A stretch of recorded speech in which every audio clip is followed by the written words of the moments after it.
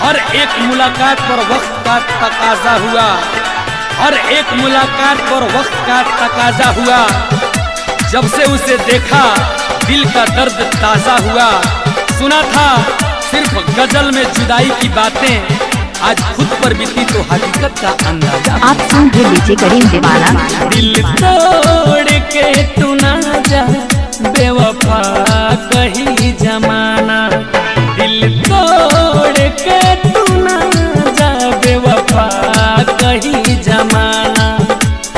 तन्हाई सह ना पाई कहाँ रोई दीवाना, दिल तोड़ के तू ना जा बेवफा कहीं जमाना, दिल तोड़ के तू ना जा बेवफा कहीं जमाना।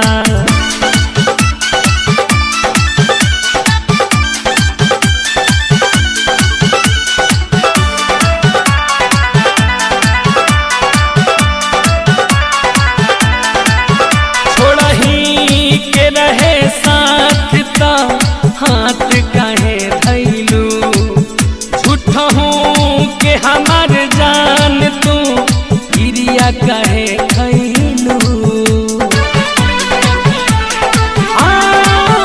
छोड़ा ही के रहे साथ ता हाथ काहे धैलू, झूठा हूँ के हमार जान तू गिरिया काहे खैलू।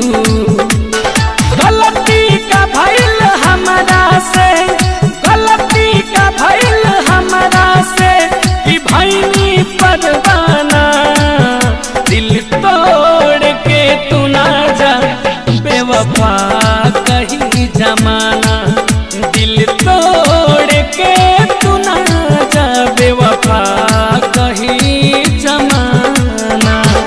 डीजे करीम दीवाना, करीम दीवाना।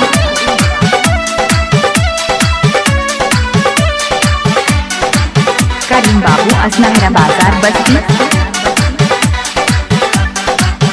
जनती जे बदल जैबू तो हम प्यार नहीं करती, पहले तू माना कर तू तो इनकार नहीं करती। जनती जे बदल जैबू तो प्यार नहीं करती, पहले तू माना कर तू तो इनकार नहीं करती। चेहरा ना भावे हमरो तो, चेहरा ना भावे हमरो तो बनवलू बहाना, दिल तोड़ के तू ना जा बेवफा कहीं जमाना, दिल तोड़ के तू ना जा बेवफा कहीं जमाना। आप सुन के लीजिए करीम दीवाना।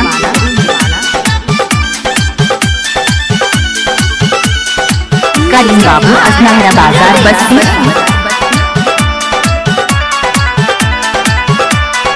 आलम शुभम गुडू रवि के धोखा दे दिहलू, तू ही निकिता सब दिलीप के सुख चैन ले लिहालू।